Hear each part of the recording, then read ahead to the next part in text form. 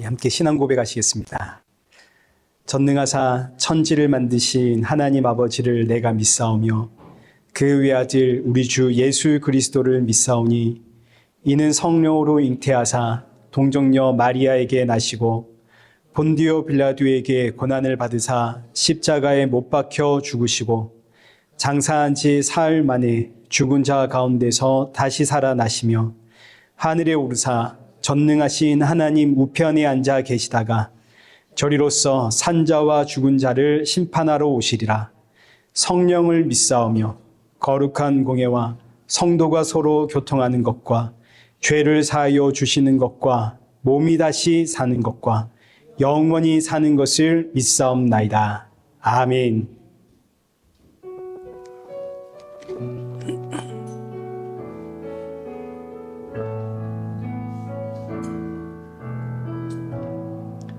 하늘의 문을 여소서 이곳을 주목하소서 주를 향한 노래가 꺼지지 않으니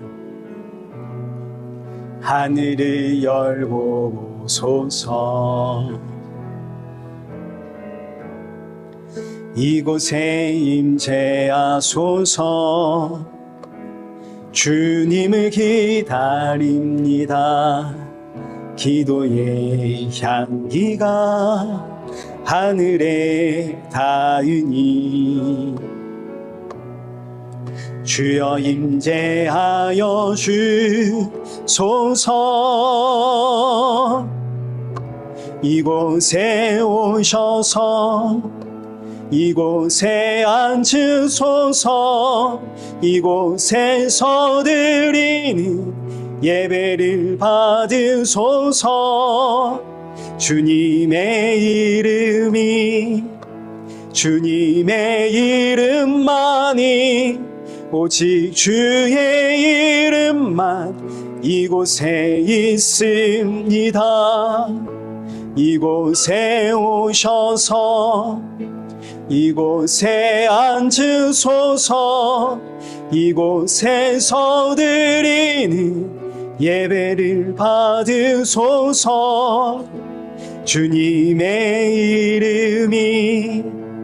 주님의 이름만이 오직 주의 이름만 이곳에 있습니다. 우리 시간 예배 앞에 서 있는 내 모습을 한번 돌아보면서 오늘의 예배가 지치고 상한 내 영혼의 담비와 같은 예배가 되도록 내 마음의 문을 열어주옵소서 기도하시고 또 함께하는 사랑하는 성도들의 마음에도 새 힘과 위로와 안식의 예배가 되어지도록 이 시간 은혜 부어주옵소서. 우리 함께 예배를 사모하는 마음으로 기도의 자리로 나가겠습니다. 기도하겠습니다.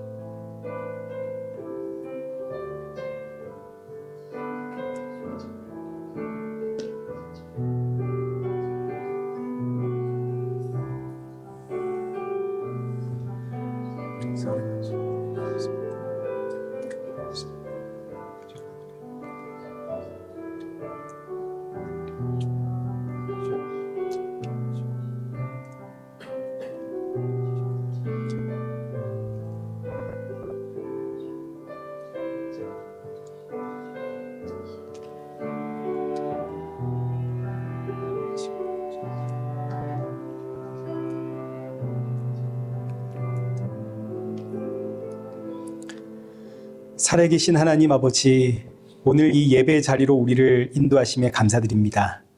지치고 상한 심령들이 모여싸우니 오늘의 예배가 사랑하는 성도들의 마음에 위로와 평안과 안식의 예배가 되어지도록 은혜 부어 주옵시고 또 주가 주시는 생명의 말씀 붙잡고 새롭게 시작하는 이 한 주를 살아내고 버티며 날이 갈수록 예수 그리스도의 그 십자가의 은혜와 사랑이 더욱더 충만해지는 성도가 되어지도록 은혜 부어 주옵소서. 예수님의 이름으로 기도드리옵나이다. 아멘.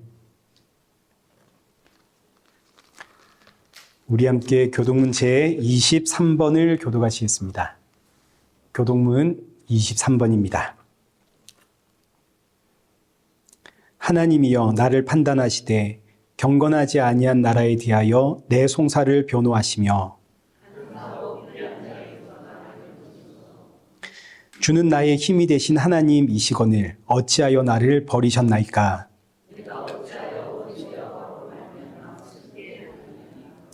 주의 빛과 주의 진리를 보내시어 나를 인도하시고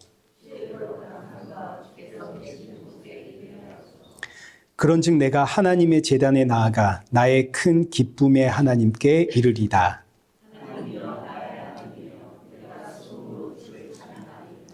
내 영혼아, 내가 어찌하여 낙심하며 어찌하여 내 속에서 불안해하는가. 너는 하나님께 소망을 두라. 그가 나타나 도우심으로 말미암아 내 하나님을 여전히 찬송하리로다. 아멘.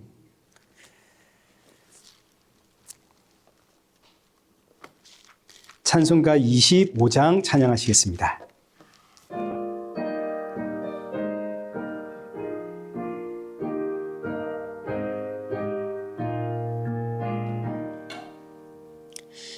멸류관 벗어서 주 앞에 드리세. 저 천사 기쁜 노래가 온 땅에 퍼지네. 내오나 깨어서 주 찬송하여라. 온 백성 죄를 속하신 만왕의 왕일세. 멸류관 벗어서 주 앞에 드리세. 그 손과 몸의 상처가 영광 중 빛나네. 하늘의 천사도 그 영광 보고서 고난의 신비 알고자 느림 모아도다. 멸류관 벗어서 주 앞에 드리세. 온 세상 전쟁 그치고 참 평화 오겠네.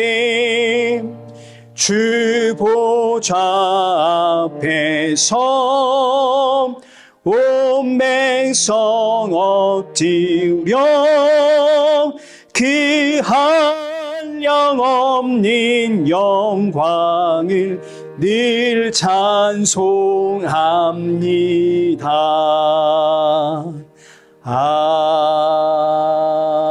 아멘.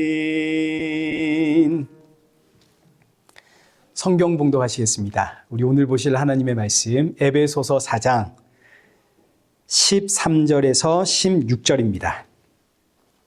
우리 한 절씩 교독하겠습니다. 우리가 다 하나님의 아들을 믿는 것과 아는 일에 하나가 되어 온전한 사람을 이루어 그리스도의 장성한 분량이 충만한 데까지 이르리니.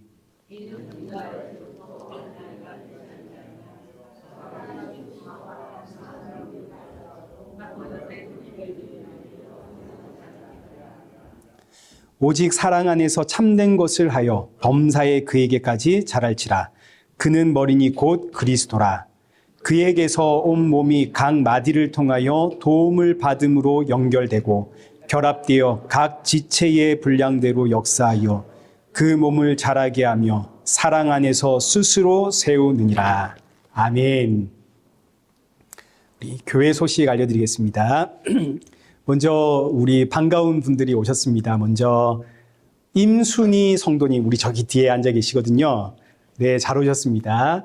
코키틀람으로 이사를 가셔가지고 교회를 이제 옮기셨는데 이제 다시 오셨습니다. 여기 밴쿠버로. 그래서 또 저희 교회 찾아 나오셨습니다. 너무 감사하고요. 그리고 우리 심재경 집사님, 허정도 집사님 방문하셨습니다. 우리 큰 박수로 환영하겠습니다. 잘 오셨습니다. 고맙습니다. 네, 그리고 이제 다음 주에는 정한나 자매의 세례식이 있을 예정입니다.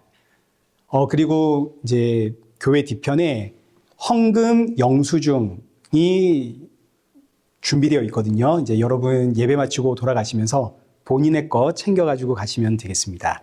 또 오늘 친교 준비를 이숙자 권사님 준비해 주셨거든요. 너무 감사합니다. 고맙습니다. 우리 이 시간 헌금 봉헌하겠습니다.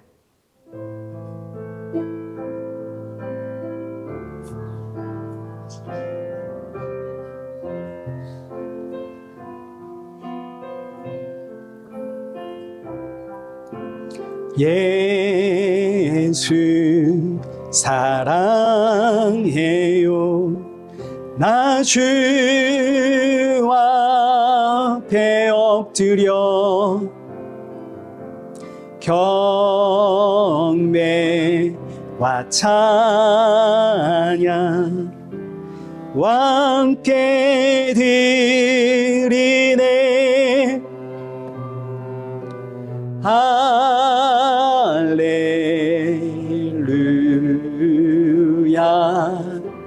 할렐루야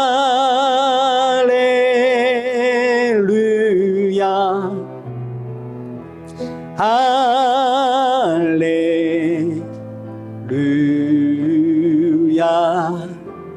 할렐루야.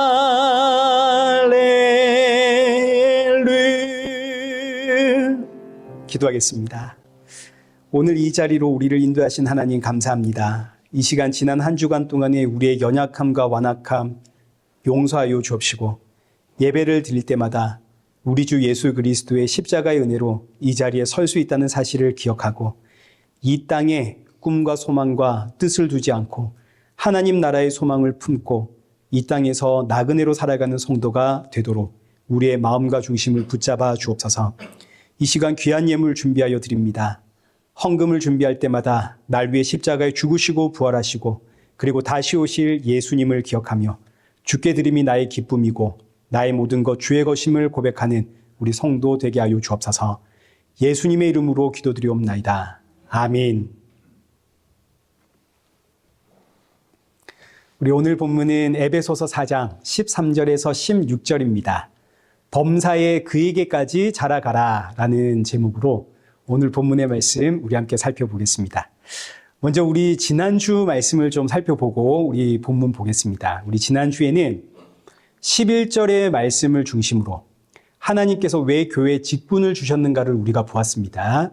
여기 11절의 말씀처럼 교회의 사도와 선지자, 복음 전하는 자, 목사와 교사라는 직분을 주신 이유는 여기 12절에 있는 말씀같이 성도를 온전하게 하여 봉사의 일을 하게 하며 그리스도의 몸을 세우기 위해서 이 직분을 주신 겁니다. 그러면 사도와 선지자와 복음 전하는 자와 목사와 교사는 어떻게 성도를 완전하게 하고 어떻게 성도에게 봉사의 일을 하게 하며 그리스도의 몸을 세우는가? 13절입니다. 우리가 다 하나님의 아들을 믿는 것과 아는 일에 하나가 되어, 하나님의 아들이신 예수 그리스도를 믿는 것과 아는 일에 하나가 될 때 성도는 온전하게 되고 봉사의 일을 하게 되고 그리스도의 몸을 세우게 됩니다. 그래서 보시면 여기 사도와 선지자와 복음 전하는 자 그리고 목사와 교사는 전부 가르치는 직분입니다. 하나님의 아들이 누구신지를 가르치는, 우리가 그래서 지난주에도 살펴보았듯이 이 가르치는 직분을 받은 자들, 이들의 최소한의 자격이 예수님의 죽음과 부활을 목격하고 부활하신 예수님으로부터 친히 생명의 말씀을 배우고 땅끝까지 이르러 내 증인이 되라는 사명을 예수님으로부터 친히 받는, 이게 이제 이 직분들의 최소한의 자격입니다. 왜냐하면 모든 성도는 예수님을 믿는 믿음이 임할 때 우리가 이걸 거듭났다라고 표현하죠. 거듭났다는 의미가 다시 태어났다는 뜻입니다. 예수님을 믿는 믿음이 임하면 성도는 죽음에서 다시 태어납니다. 완전히 새로운 피조물이 되죠. 그러면 이제 그 다음에는 내가 어떻게 새로운 피조물이 되었는지, 내가 어떻게 죽음에서 다시 태어났고 이제 나는 이 생명에서 어떻게 살아야 되는지를 배워야 됩니다. 그래서 예수님이 제자들에게, 사도와 선지자와 복음 전하는 자라는 직분을 맡기시고 성도들을 가르치게 하시는 겁니다. 그리고 그 사도와 선지자와 복음 전하는 자들에게 가르침을 받아서 다시 교회에 세워진 직분이 목사와 교사입니다. 그러니 여기 11절부터 13절까지를 다시 보시면 여기 11절 예수님께서 친히 세우신 직분입니다. 사도와 선지자와 복음 전하는 자들을 통해서 13절 하나님의 아들을 믿는 것과 아는 일에 하나가 되면 이제 성도는 온전한 사람이 되는 거죠. 여기서 온전한 사람이란 완벽한 사람, 흠잡을 것이 하나도 없는 사람 이런 뜻이 아니라 이신칭의 하나님이 나를 의롭다, 온전하다 불러주신다는 겁니다. 누구 때문에? 예수님 때문에. 나는 여전히 죄인입니다. 그런데 예수님 때문에 나를 의롭다 불러주십니다. 이 사실을 명확하고 분명하게 아는 성도를 온전한 사람이라고 하는 겁니다. 성도가 이제 이렇게 온전한 사람이 되면 예수님이 누구신지를 분명하게 알게 되면 또 내가 어떤 존재라는 걸 분명하게 알게 되면 그 다음엔 뭘 하게 되냐면 여기 12절에 있는 것처럼 봉사의 일을 하게 됩니다. 여기서 봉사라는 단어는 누군가를 섬기고 희생하고 헌신하고 양보하고 돕고 이런 의미가 아니라 말씀 전파라는 것을 우리가 지난주에 보았죠. 봉사의 일이란 말씀 전파입니다. 성도가 사도와 선지자와 복음 전하는 자를 통해서 예수님을 믿는 것과 아는 일에 하나가 되어 온전한 사람이 되니 그 다음은 말씀 전파의 일을 하게 되더라. 이게 봉사의 일입니다. 그리고 여기 말씀 전파의 직분이 바로 목사와 교사 아닙니까? 저는 목사고 여러분은 교사라는 직분을 맡게 되는 거죠.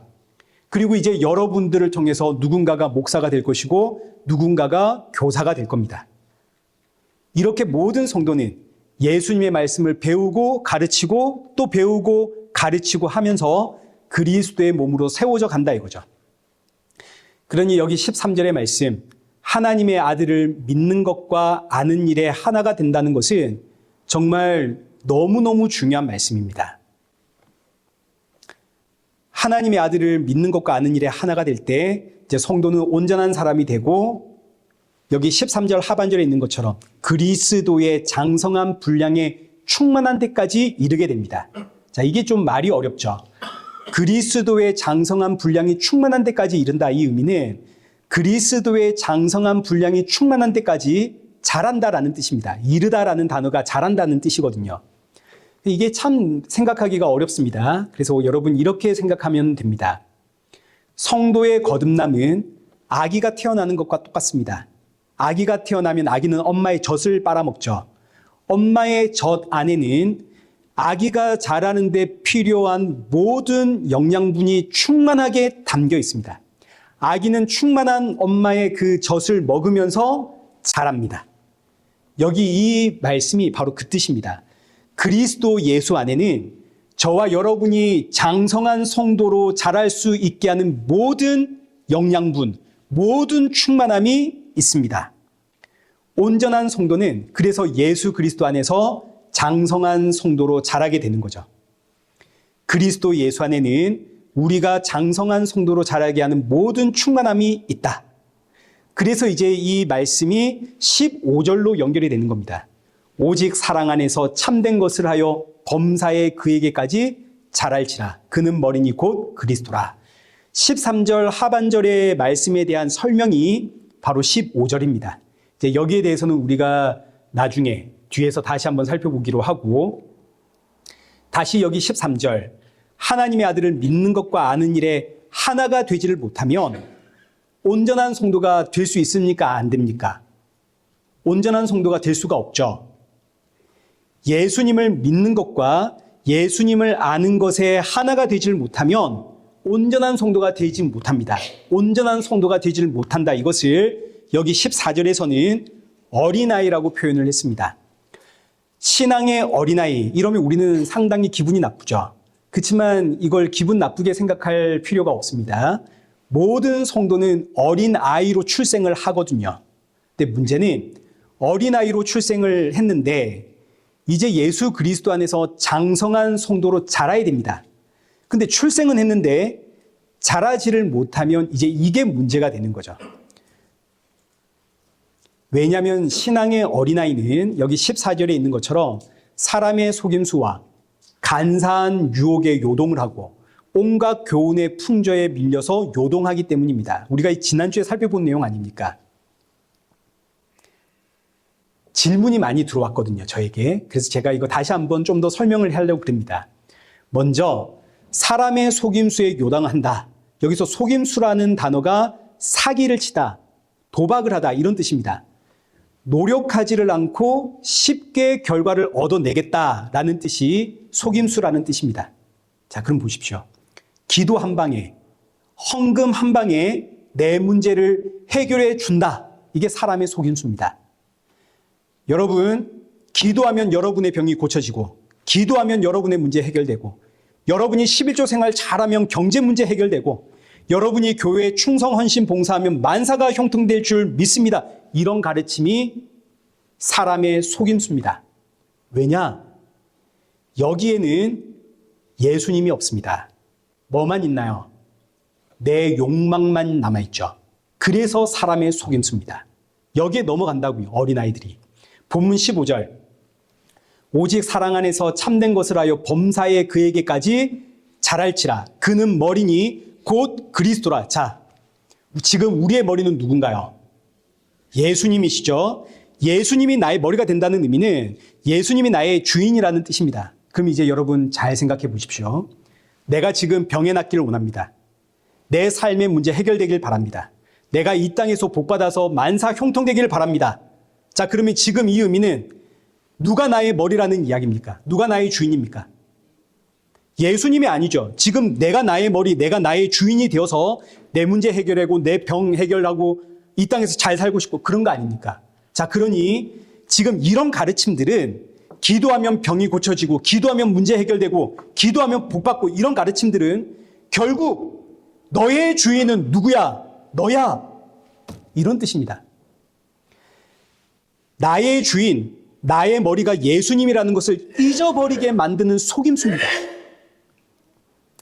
아니, 목사님, 그러면 치유의 은사를 가지신 목사님들이 실제로 계시고 또 그 목사님께 기도받아서 병이 나은 분들도 계시는데 그럼 이것도 속임수입니까? 그럼 우리는 병에 걸렸을 때 누군가에게 그 병 고쳐달라고 기도를 하면 안 되는 겁니까? 우리 이런 질문이 있을 수 있겠죠. 자, 여러분, 그렇지가 않습니다. 제가 이 질문을 받았거든요. 왜냐하면 어린아이는 자기 중심적입니다. 자기만 알거든요. 우리의 신앙도 처음에는 나 중심이 될 수밖에 없습니다. 지금 내가 아프면 이게 지금 나에게 제일 큰 문제입니다. 이때 목사는 혹은 성도는 그 어린아이의 성향을 따라서 지도를 하는 겁니다. 어떤 아이는 매를 들어야 됩니다. 아주 그냥 눈물이 쏙 빠지게 혼을 내야 어떤 어린아이는 정신을 바짝 차리게 되고 어떤 어린아이는 위로하고 달래줘야 정신을 차리는 겁니다. 혼을 내야 하는 경우라면 정신 차리십시오. 지금 누가 당신의 주인입니까? 지금 이 상황은 하나님께서 정확하게 당신을 아시고 당신을 만들어 가시는 그리고 당신을 통해서 누군가에게 복음을 증가하려고 하시는 하나님의 이끄심 아닙니까? 그러니 지금 이 상황에 감사하며 예수님 증가하십시오. 이렇게 말해야 될 경우가 있는 것이고 반대로 어르고 달래줘야 할 경우도 있는 겁니다. 그렇군요. 우리 함께 기도하십시다. 하나님이 당신의 병 고쳐주실 겁니다. 고쳐주실 줄 믿습니다. 그러나 이 병이 고쳐진다 한들 결국 우리는 어떻게 됩니까? 죽습니다. 모든 사람은 병들어서 죽습니다. 내가 지금 병에 걸렸습니다. 고쳐졌습니다. 그러나 결국은 다시 병들어 죽습니다. 그러니 죽은 자를 다시 살리시는 예수님 바라보십시오. 위로하고 달래며 예수님을 전하고 가르쳐야 되는 경우도 있는 거죠. 그래서 성도가 누군가가 아프다고 기도 부탁을 하면 기꺼이 우리 함께 기도를 해줄 수 있는 겁니다. 근데 그러고 끝나면 안 되는 거죠.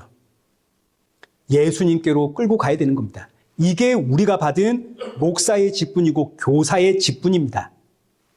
기도한다고 병 고쳐집니까? 여러분이 하나님께 기도해가지고 하나님이 그 여러분의 문제가 해결이 된다. 그러면 하나님은 즉흥적인 분 아닙니까? 하나님의 계획 속에서 일어나는 게 아니라 내가 기도할 때마다 하나님이 뭔가 하나씩 딱딱 주신다면 하나님은 즉흥적이고, 그런 하나님은 신뢰할 수가 없죠. 그럴 수가 없는 겁니다. 하나님의 은혜 가운데 하나님의 긍휼하심을 우리가 구할 뿐이죠. 하나님의 그 계획 속에 나의 병고침이 있기를 우리가 기대하고 사모하고, 이게 우리에게 위로가 되는 것이지, 기도하면 무조건 주신다, 성경에 그런 약속은 없습니다. 그러니 여러분 이제 기억을 하십시오. 여기 데살로니가 후서 2장 9절, 악한 자의 나타남은 사탄의 활동을 따라 모든 능력과 표적과 거짓 기적과 불의의 모든 속임으로 멸망하는 자들에게 있으리니. 자, 사탄의 활동을 따라 모든 능력과 표적과 기적이 나타납니다. 그러니까 거짓 교사들도 얼마든지 병을 고칠 수 있고 이런저런 기적과 능력을 행사할 수 있습니다. 그러니 이 기적이, 이 병고침이 참이냐 아니냐, 이거 분별하는 방법은 지금 내 병이 나았냐 아니냐 이걸로 판단할 것이 아니라, 그래서 이 사람이 나를 어디로 인도하는가, 이걸 봐야 되는 겁니다. 저 목사님께 가서 기도받으면 병이 고쳐준대, 이런 벌써 내가 속임수에 빠져버린 거죠. 반대로 병 고쳐준대, 그래서 내가 병 고침을 받으러 갔는데, 이런 나의 무지함을 깨닫게 해주시고 병 고침을 바랬던 나를 십자가의 예수님께로 인도한다면 그는 참된 목자가 되는 겁니다. 마태복음 7장 22절, 그날에 많은 사람이 나더러 이르되 주여 주여 우리가 주의 이름으로 선지자 노릇하며 주의 이름으로 귀신 쫓아내며 주의 이름으로 많은 권능을 행하지 아니하였나이까 하리니, 그때 내가 그들에게 밝히 말하되 내가 너희를 도무지 알지 못하니 불법을 행하는 자들아 내게서 떠나가라. 여기서 그때는 십자가 이후 종말의 때를 뜻하는 겁니다. 오늘 우리가 지금 그 때를 살아가고 있는 거죠. 이 시대에 얼마나 많은 사람들이 귀신을 쫓아냅니까? 얼마나 많은 사람들이 예수님의 이름으로 권능을 행사합니까? 그러나 예수님은 그들을 모른다 그럽니다. 나는 도무지 너희를 알 수 없으니 내게서 떠나라. 왜일까요? 이들은 전부 성도를 속이고 있거든요. 예수님의 이름으로 기적과 권능을 행사는 하고 있지만 성도를 십자가의 예수님께로 인도하지는 않습니다. 오히려 그들의 욕망을 부추깁니다. 이들은 그저 예수님의 이름으로 자신들의 배를 채우는 게 목적인 사람들입니다. 빌립보서 3장 18절, 내가 여러 번 너희에게 말하였거니와 이제도 눈물을 흘리며 말하노니 여러 사람들이 그리스도의 십자가의 원수로 행하느니라. 그들의 마침은 멸망이고 그들의 신은 배요, 그 영광은 그들의 부끄러움에 있고 땅의 일을 생각하는지라. 여기서 그들의 신은 배다라는 의미는 그들의 신은 예수님이 아니라 자신들의 욕망과 탐심이라는 뜻입니다. 이들은 예수님의 이름으로 권능을, 기적을, 병고침을 행사하지만 사실은 십자가의 원수들입니다. 이들을 우리가 분별할 수 있는 방법은 오직 하나, 여기 19절 하반절에 있는 것처럼 그들은 무슨 일만 생각한다고요? 땅의 일만 생각한다고요. 그들의 가르침은 전부 땅에 관련된 것들입니다. 육에 관련된 것들. 대표적인 것이 천국에 가면 상급이 있다는 이야기 여러분 한 번씩 다 들어보셨죠? 어떤 사람은 천국에 갔더니 상급을 이만큼 받고 어떤 사람은 천국에 갔더니 상급을 이만큼 받고, 그러니 이 땅에 투자하지 말고 천국에 투자를 하십시오. 아니, 어떻게 해야 천국에 투자하는 겁니까? 결국은 어디로 가나요? 헌금으로 가는 거 아닙니까? 11조를 하십시오. 교회에 충성하고 순종하십시오. 결국은 천국에 상급이 있다는 이야기를 가지고 자신들의 배를 채우려고 하는, 교회의 배를 채우려고 하는, 무엇보다 이들은 성도들로 하여금 천국의 상급이 신앙과 믿음의 목적과 결론이 되게끔 만들어버립니다. 천국에 가서 상급을 받아야지. 누구를 위해서? 나를 위해서. 이게 바로 땅의 이야기입니다. 하늘의 이야기하고 있는 것 같지만 결국은 나를 위한 땅의 이야기. 여기에는, 이런 가르침에는 예수님이 없습니다. 분별을 하시면 됩니다. 우리가 천국 가는 건 누구 때문에 가나요? 예수님 때문에. 그 천국에 가서 누구를 만나는 게 우리의 목적인가요? 예수 그리스도. 그러면 천국의 상급은 뭐뿐인가요? 내가 예수님 만나는, 이게 우리의 상급입니다. 그러나 어린아이들은 이런 이야기에 속습니다. 내가 가서 지금 이 땅에서는 내가 이 모양이지만 천국 가가지고는 내가 남부럽지 않게 상금 많이 받아야지. 어린아이들은 여기에 속는 거죠. 자, 둘째. 여기 14절 다시 보시면 간사한 유혹이 나옵니다. 간사한 유혹은 뭐냐면 하나님을 잘 섬기면, 하나님의 말씀대로 살면, 내가 주의 말씀에 순종하면 하나님이 나에게 복 주신다. 이게 간사한 유혹입니다. 우리 지난주에도 보았죠. 갈라디아서 6장 7절. 스스로 속이지 말라. 하나님은 업심여김을 받지 아니하시나니 사람이 무엇으로 심든지 어떻게 한다고요? 그대로 거둔다고요. 육체를 위하여 심는 자는 육체에서 썩을 것을 거두고 성령을 위해 심는 자는 성령으로 영생을 거둡니다. 성령으로 하나님을 위하여 심으면 뭘 거둔다고요? 영생을 거둔다고요. 근데 간사한 유혹은 뭐냐면 너 하나님을 위해 심으면 이 땅에서 복을 받을 것이야. 이게 간사한 유혹입니다. 성경에서 분명히 하나님을 위해 살면 영생을 받는다 가르치고 있는데 그럼에도 불구하고 하나님을 위해 살면 이 땅에서 복 받는다. 이런 간사한 유혹에 어린아이들은 넘어갑니다. 마지막 본문 14절 하반절. 온갖 교훈의 풍조에 밀려 요동합니다. 여기 온갖 교훈의 풍조란 그 시대의 흐름을 뜻하는 표현입니다. 어린아이들은 시대의 흐름에 민감하거든요. 오늘날이 고객 만족의 시대 아닙니까? 고객의 오감을 만족시켜줘야 됩니다. 시각, 미각, 촉각, 청각, 후각. 그래서 교회도 기왕이면 좋은 의자에 앉아서, 기왕이면 좋은 스피커에서, 좋은 프로젝트에서, 친교할 때 기왕이면 맛있는 음식으로, 이러면 너무너무 좋죠. 그렇지만 교회의 본질은 여기에 있는 게 아닙니다. 교회의 본질은 예수님 아닙니까? 예수님의 말씀. 의자가 좀 불편하면 어떻습니까? 찬양할 때 피아노 반주 없으면 뭐 어떻습니까? 여기 프로젝트 없으면 어떻습니까? 이런 것들은 전부 교회에 예배 드릴 때 도움이 되는 것들이지 본질은 아니죠. 예전에 제가 이런 이야기 어떤 분에게 들었습니다.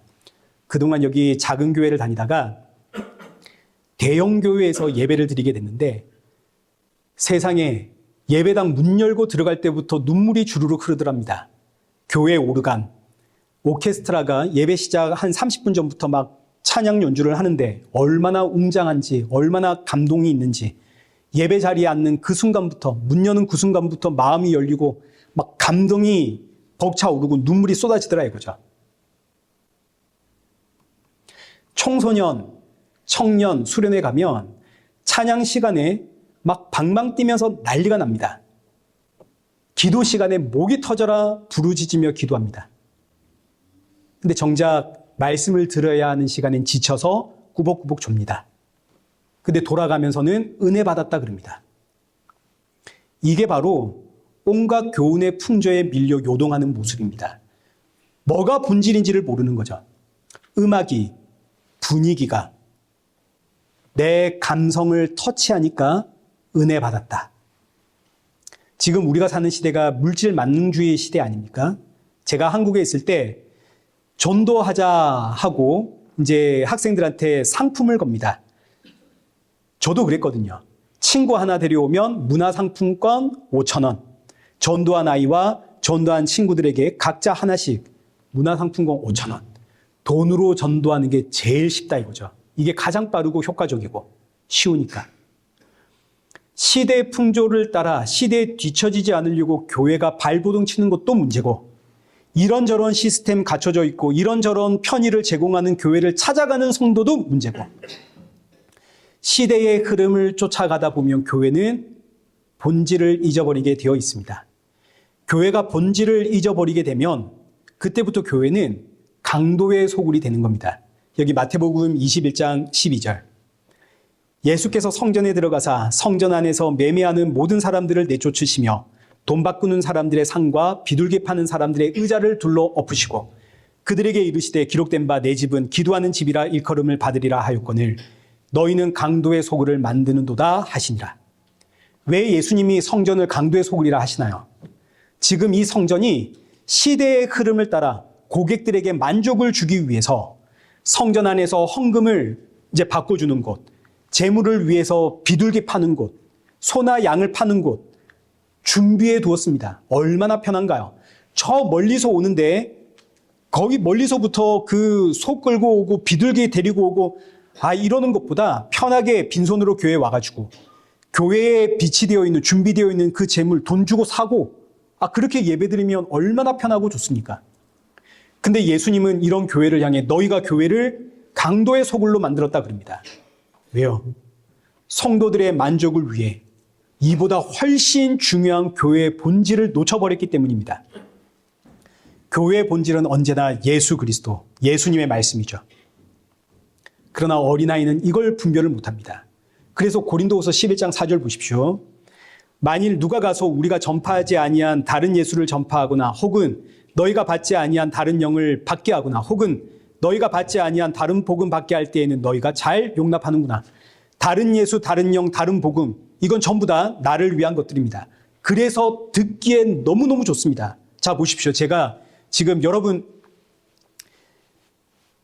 아까 병 고치는 이야기를 이야기했다 그러면 제가 지금 이 자리에서 여러분이 기도한다고 해가지고 병이 고쳐지는 건 아닙니다. 그러나 성도들에게 위로가 되니까 우리가 기도해 줄 수는 있습니다. 그러나 지금 병 고쳐달라는 게 중요한 게 아니라 여러분을 끌고 예수님께로 가야 됩니다. 지금 당신의 머리의 중심이 예수님이냐 나냐 이것 돌아보십시오. 예수님이라면 내 머리가 예수님이라면 나의 이 지금 병 걸린 이 상태가 무엇이 중요합니까? 지금 이 상태를 통해서 누군가에게 복음 전가하게 하시는 하나님의 이끄심이구나. 내가 지금 이 아픈 것은 나를 지금 만들어 가시는 하나님의 은혜 손길이구나. 근데 이런 말씀보다는 여러분 심장에 손을 옮기시고 우리 지금 이 시간 기도하십시다. 하나님이 여러분의 모든 병 다 고쳐주실 겁니다. 훨씬 듣기 좋죠. 여기에는 우리가 다 아멘 한다고요. 왜? 근데 이게 다른 예수, 다른 영, 다른 복음이거든요. 왜요? 지금 여기에는 예수님이 없거든요. 내가 내 중심에 머리가 딱 돼가지고 내 병 고침 받는 이게 내 인생의 목적이 되어버렸거든요. 이렇게 가르치고 있는데 여기에는 너무 좋아합니다. 반대로 제가 지금 이야기를 하면 이해가 안 되고 이 뭔 소리야 저 목사 병 아픈데 그럼 기도도 하지 말란 말인가 이렇게 된다고요. 20절 보십시오. 누가 너희를 종으로 삼거나 잡아먹거나 빼앗거나 스스로 높이거나 뺨을 칠지라도 너희가 용납하는도다. 다른 영, 다른 예수, 다른 복음 이거 전하는 사람들은 결국 성도를 잡아먹습니다. 성도의 뺨을 때립니다. 그리고 자신들의 배를 채웁니다. 실제로 과거에 수많은 부흥사들 예배 시간에 얼마나 욕을 많이 했습니까? 여러분 이제 젊으신 분들은 모를 겁니다. 근데 저 어릴 때 교회 부흥사 오면 정말 부흥사님들 입이 얼마나 건지 이 새끼 저 새끼 이건 욕도 아닙니다. 무슨 무슨 잡년 온갖 소리 다 해가면서 소리를 치는데 성도들이 얼마나 좋아하는가 모릅니다. 왜냐하면 이 사람에게 잘 보여야 하늘에 복 받는다 생각하거든요. 어린아이 신앙입니다. 분별을 못합니다. 그래서 이 말씀 너무너무 중요한 겁니다. 여기 13절 하나님의 아들을 믿는 것과 아는 일에 하나가 되어야 한다. 이 말씀이 15절에서 다시 이렇게 반복이 되는 거죠. 오직 사랑 안에서 참된 것을 하여 범사에 그에게까지 자랄지라. 그는 머리니 곧 그리스도라. 오직 사랑 안에서 참된 것을 해라. 이제 사랑 안에서 참된 것을 하려면 사랑이 뭔지 참된 것이 뭔지를 우리가 알아야겠습니다. 먼저 사랑이란 어떤 윤리와 도덕적인 개념이 아닙니다. 이 세상은 기독교를 사랑의 종교라고 알고 있습니다. 야, 너네 사랑의 종교 아니냐? 그런데 왜 교회가 사랑을 실천하지 않느냐? 비난을 합니다. 그렇지만 세상이 말하는 사랑의 개념과 성경이 말하는 사랑의 개념이 다릅니다. 세상이 말하는 사랑의 개념은 아껴주고 품어주고 이해하고 용서하고 오래 참고 인내하고 이런 개념이 사랑이지만 성경이 말하는 사랑은 하나님을 뜻합니다. 요한일서 4장 8절 사랑하지 아니하는 자는 하나님을 알지 못하나니 하나님은 사랑이심이니라. 하나님이 사랑입니다. 하나님이 사랑이기 때문에 하나님에게서 나오는 모든 건 전부 다 사랑이겠죠. 사랑의 파편 아닙니까? 하나님에게서 나오는 것은. 자, 그럼 이제 생각해 보십시오. 이 세상은 아담과 하와의 선악과 이후로 단절이 되었습니다. 단절되었다 이 의미는 하나님으로부터 끊어졌다. 하나님과는 상관이 없다는 이야기죠. 하나님이 사랑인데 이 세상이 하나님으로부터 단절이 되었으니까 이 세상에 사랑이 있나요, 없나요? 이 세상에 사랑이 없죠. 이 사랑을 이제 성경에서는 다른 표현으로 생명이라 그럽니다. 하나님이 생명이십니다. 근데 이 세상이 하나님으로부터 단절이 되었으니까 이 세상엔 생명이 없죠. 그래서 이 세상을 죄와 사망의 세상이라고 부릅니다. 근데 하나님이 때가 되어 하나님의 사랑, 하나님의 생명을 이 땅에 주었습니다. 누군가요? 예수 그리스도. 사랑이요 생명이신 그 하나님이 하늘 영광 버리고 이 땅에 오셨습니다. 그래서 그 하나님, 예수님을 사랑이요 생명이라고 하는 겁니다. 고린도전서 13장 1절, 이 굉장히 유명한 사랑장 아닙니까? 내가 사람의 방언과 천사의 말을 할지라도 사랑이 없으면 소리나는 구리와 울리는 꽹과리가 되고, 여기서 사랑이 예수님입니다. 예수님이 사랑이거든요. 내가 사람의 방언과 천사의 말을 할지라도 예수님을 모르면 이거 전부 헛소리에 지나지 않습니다. 2절, 내가 예언하는 능력이 있어 모든 비밀과 모든 지식을 알고 또 산을 옮길 만한 믿음이 있어도 사랑이 없으면 아무것도 아니요. 예언을 합니다. 성경의 비밀을 알고 지식을 합니다. 산을 옮길 만한 믿음이 내게 있습니다. 근데 예수님을 모른다면 그 전부 다 거짓말입니다. 3절, 내가 내게 있는 모든 것으로 구제하고 또 내 몸을 불사르게 내어줄지라도, 이게 지금 세상이 교회에게 요구하는 사랑의 이야기 아닙니까? 교회가 앞장서서 구제를 하고 교회가 어려운 사람을 돕고 섬기고. 근데 보십시오. 이어지는 말씀은 사랑이 없으면 내게 아무 유익이 없느니라. 세상이 말하는 사랑과 성경이 말하는 사랑이 다르죠. 구분을 한다고요. 성경이 말하는 사랑은 우리 주 예수 그리스도. 그래서 여기 본문 15절, 이 사랑이라고 지금 이 기록되어 있는 이 단어가 원어로는 아가페입니다. 헬라어에서 사랑을 이야기할 때 네 가지의 그 단어를 쓰거든요. 첫째는 에로스, 육체적인 사랑입니다. 둘째는 필리아, 이게 정신적인 사랑입니다. 혹은 우정. 셋째가 스토르게, 부모와 자녀 간의 사랑을 뜻합니다. 그리고 마지막이 아가페. 아가페는 언제나 예수님을 뜻하는 표현입니다. 자, 그럼 여기 본문 15절. 오직 사랑 안에서 참된 것을 하여. 사랑은 예수님, 참된 것을 하라라는 이 단어의 원의미는 진리를 외쳐라 이런 뜻입니다. 참된 것을 하라, 진리를 외쳐라. 그러니 의역하자면 오직 예수 안에서 진리를 외쳐라. 그럼 여러분, 진리는 뭔가요? 요한복음 14장 6절, 예수께서 이르시되 내가 곧 길이요 진리요 생명이니. 예수님이 사랑이시고 예수님이 생명이 되시고 예수님이 진리가 되십니다. 그러니 오직 사랑 안에서 참는 것을 하라라는 의미는 예수 그리스도 안에서 예수님이 진리이심을 선포하라라는 뜻입니다. 또 이걸 달리 표현하자면 예수 그리스도 안에서 예수님을 깊이 묵상이라. 히브리서 3장 1절. 그러므로 함께 하늘의 부르심을 받은 거룩한 형제들아, 우리가 믿는 도리의 사도이시며 대제사장이신 예수를 깊이 생각해라. 히브리서 12장 2절에서도 믿음의 주요 또 온전하게 하신 이인 예수를 바라보자. 이 말씀이 본문 여기 15절에 오직 사랑 안에서 참된 것을 해라라는 뜻입니다. 그리고 이제 이어지는 말씀이 범사에 그에게까지 자랄지라. 여기서 그는 머리가 되시는 예수님이시죠. 자, 그럼 보십시오. 범사에 예수님께로 자라는 유일한 방법은 오직 사랑 안에서 참된 것을 하는 것뿐입니다. 여기 15절에 오직이라는 단어가 유일하다라는 뜻이거든요. 범사에 예수님께로 자라는 유일한 방법은 예수님 안에서 참된 것, 예수님이 진리이심을, 예수님이 나의 유일한 구원자이심을 깊이 묵상하며 선포하는 이 방법을 통해서만 성도는 자랄 수 있다 이겁니다. 신앙의 어린아이로 출생한 성도가 신앙의 장성한 자로 성장하는 유일한 방법은 예수님을 깊이 묵상하는 겁니다. 그래서 앞서 보았듯이 이 말씀이 여기 13절의 말씀과 연결이 되는 거죠. 우리가 다 하나님을 아는 것과 믿는 것과 아는 일에 하나가 될 때 장성한 사람이 되고 그리스도의 장성한 분량이 충만한 데까지 자라게 된다. 우리가 하나님의 장성한 백성으로 성장할 수 있는 모든 충만함이 예수님께 있습니다. 그 예수님을 깊이 묵상하는 것이 내가 잘하는 유일한 방법입니다. 그래서 결론이 16절로 가는 겁니다.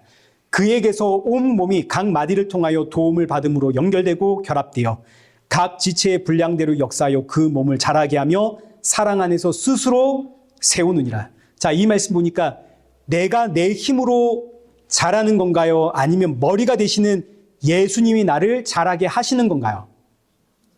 그렇죠.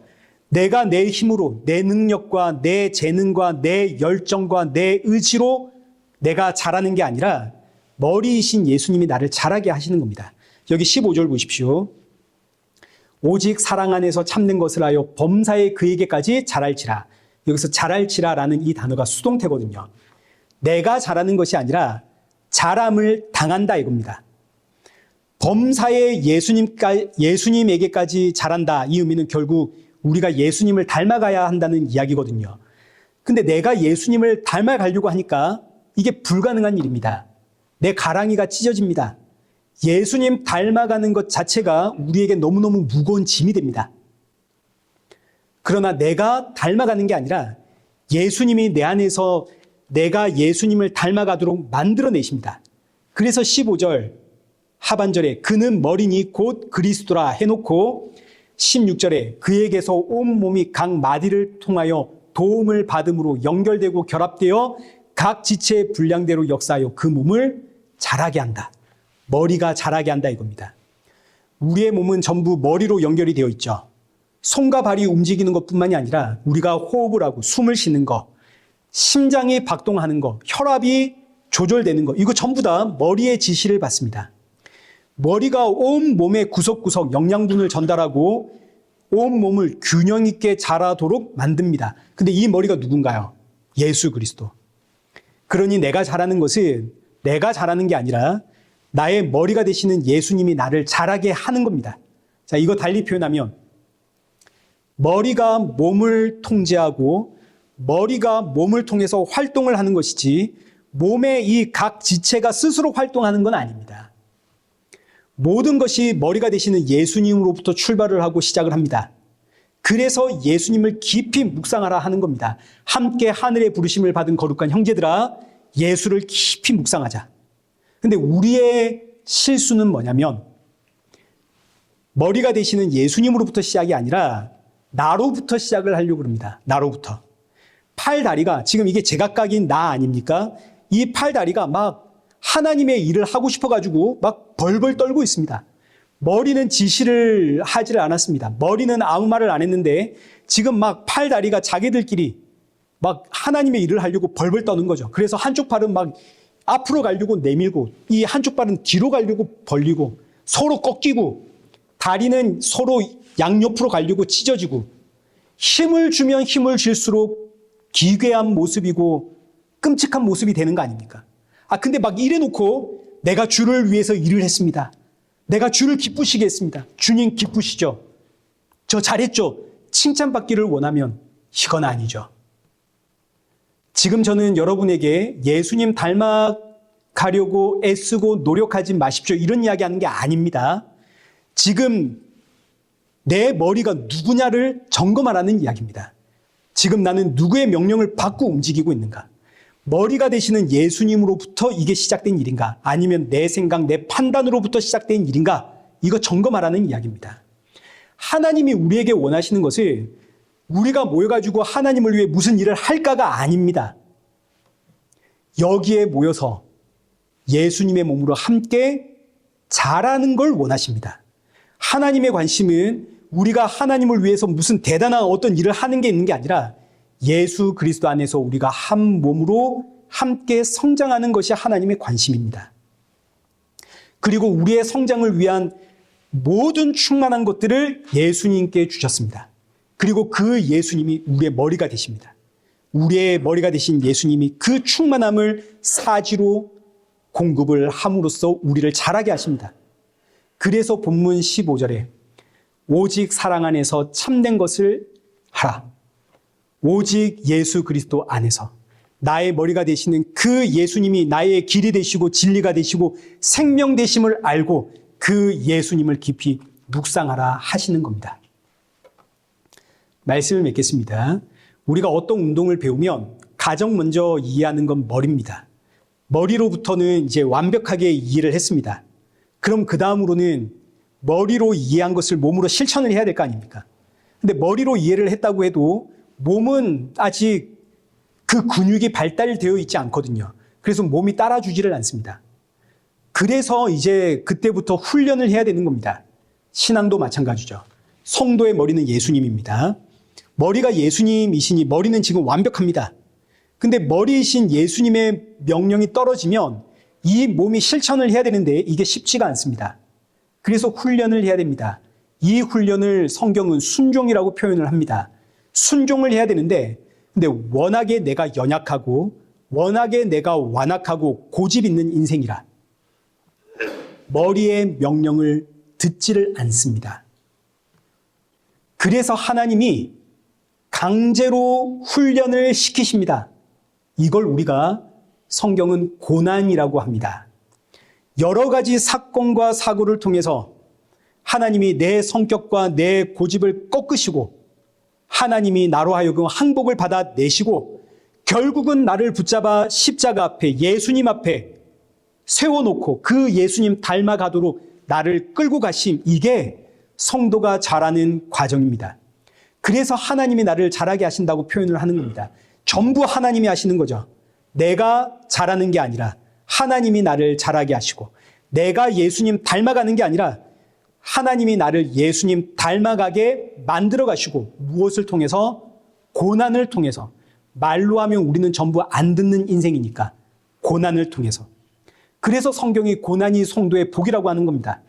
우리는 지금 모두가 다 이 고난이라는 과정 속에 있습니다. 그러니 새롭게 시작하는 이 한 주, 왜 나에게만 이런 고난이냐고 불평 원망하지 마시고 돌아보면 모두가 다 나와 똑같은 고난 가운데 있습니다.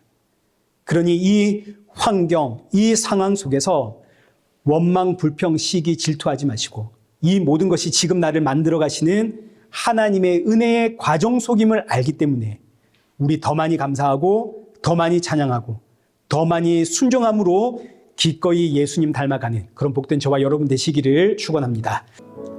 살아계신 하나님 아버지, 우리를 일의 교회로 모아 하나님을 믿는 것과 아는 일에 하나가 되게 하신 감사드립니다.